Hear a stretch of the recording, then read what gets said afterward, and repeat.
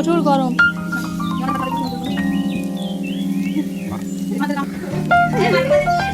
বলো তুমি যাও, বলো আন্টিকে বলো, বলো বিপুরা গেলে আমাদের বাড়ি যাবে, বলো দাও।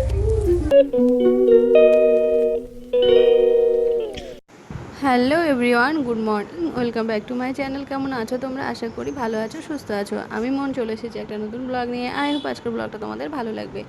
এখন বাজে সকাল 10:30, তো এখন থেকে ব্লগটা স্টার্ট করছি। চলে এসেছি রান্নাঘরে ইভানের ব্রেকফাস্ট বানাতে। তো আজকে কী দিয়ে ব্রেকফাস্ট বানাচ্ছি বলো তো? ইভানের অল্প একটু আটা, গাজর, আলু আর কিছুটা ডাল সিদ্ধ করেছিলাম, ছোলার ডাল, মটর ডাল সব মিক্সড করে, দেন এরকম করে শেফ করে একটু হালকা করে তেল দিয়ে ভেজে ওকে ব্রেকফাস্ট বানিয়েছি। আর আমার জন্য ওটস একটা কলা, দুটো খেজুর নিয়ে চলে এসেছি ব্রেকফাস্ট করতে। আর ইভানের জন্য এই যে দুটো আগে দিই, এটা যদি খায় ওর মুখে স্বাদ লাগে তাহলে আমি বাকিগুলো দেবো, কারণ ওকে নতুন কিছু বানিয়ে দিলে আগে অল্প দিয়ে টেস্ট করাই আর তারপরে বেশিটা দিই, কারণ বেশি দিলে না ও একদম খেতে চায় না আর ভাবে যে মনে হয় ভালো জিনিস নয়, এই জন্য খেতে চায় না। তো আগে এই দুটো খাক, তারপরে আমি ওকে আরও দেবো। দেন দেখো পুরো বিছানাটা খেলনা দিয়ে ছড়িয়ে একদম করে রেখেছে। আর এরকম করতে থাকে, বিছানা মানে আমাদের 3টে বিছানা, তো 3টে বিছানায় ও নোংরা করে রেখে দেয় আর আমি গুছিয়ে গুছিয়ে পারি না। তো আজকে শুধু ভাত রান্না করেছি, তরকারি রান্না করিনি, কারণ আজকে সবজি কিছু নেই আর চালও শেষ হয়ে গেছে। তো বিকালের দিকে যাব দেখি মানে বাজার করতে। চালটা অল্প ছিল, সেইটুকু এবেলার মতো হবে, তা যাব, সেই জন্য শুধু ভাতটাই রান্না করলাম।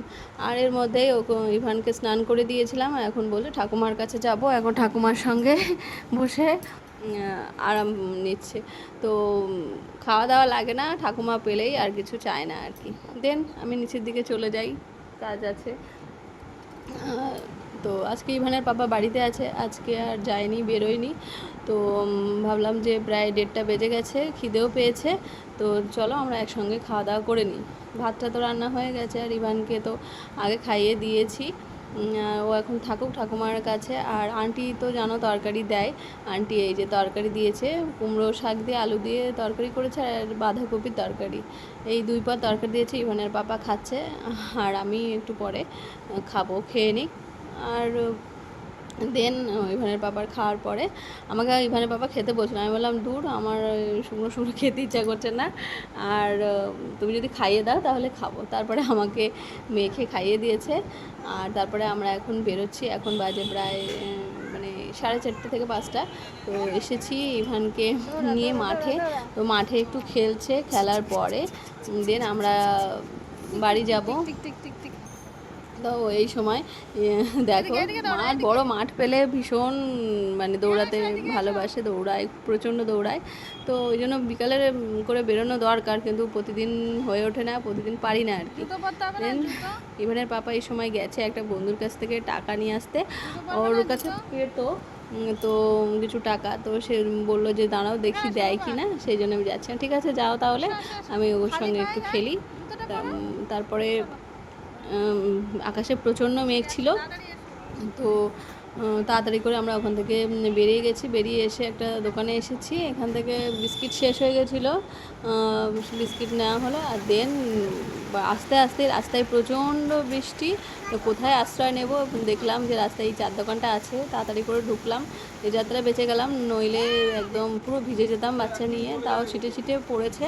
আর এখানে বসে থাকতে থাকতে পুরো দোকানের মধ্যে পুরো জলে ভর্তি হয়ে গেছে। তো তারপরে ওই যে চার দোকানদার কাকু বলল তোমরা এখানে বসো না, বাচ্চাটা ভিজে যাবে।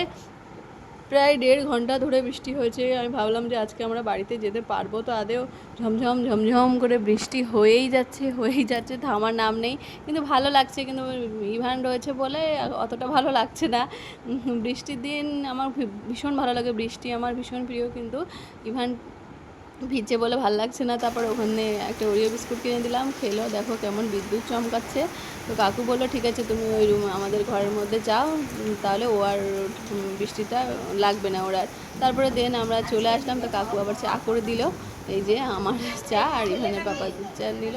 আর দেখো এখানে একটা ফ্রেন্ড পেয়ে ভীষণ খুশি হয়েছে। ও তো জানোই মানুষ দেখলে ও কত ভালোবাসে। তো চলো তোমরা ব্লগটা দেখতে থাকো। এরকম হলে না মায়ের কষ্ট কম হয়। সেটা এমন বাচ্চা আছে না মার থেকে তার কাছে যেতে যাবে, ওই মায়ের যে কি কষ্ট। হ্যাঁ বাবা, লাফায় না, লাফায়, খাট ভেঙে যাবে, খাট ভেঙে যাবে, খাট ভেঙে যাবে। আনন্দে আছে ও। দেখি এই আন্টিকে একটু ভিডিও করে রাখি। বৃষ্টির মধ্যে আমাদের আশ্রয় দিয়েছে। না না, ভিডিও দিলাম ওইখানে।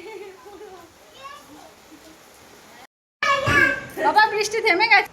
বলো তুমি চলে যাও। আসো আসো, চলো। এই মাঝে মাঝে নিয়ে এসো।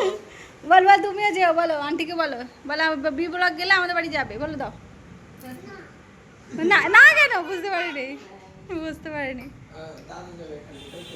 চলো আসো মা। ওই বাড়ি থেকে কিছুতেই আসবে না, খুব কান্নাকাটি করে নিয়ে আসলাম আর কি। দেন একটু বাজারে এসেছি, একটু মাছ নিলাম। আর এই দেখো, এই যে কি সামুদ্রিক কি মাছ আছে, এইটা ছোট ছোট, এই মাছটা দেখে মনে হলো কাঁটা কম, তো এখান থেকে একটু মাছ নিলাম। 2 কেজি চাল নিলাম, নিয়ে দেন এখন বাড়ির দিকে রওনা দেবো, গিয়ে একটু ভাত বসাবো। আর দেখি আলু সিদ্ধ ভাতই রান্না করব। দেন বাড়ি চলে এসেছি, ভাত রান্না করে দেন খাওয়া দাওয়া করা হবে। তো চলো, আজকে ব্লগটা বেশি বাড়াচ্ছি না, তোমরা ভালো থেকো, সুস্থ থেকো, টাটা, গুড নাইট, দেখা হচ্ছে নেক্সট ভিডিওতে।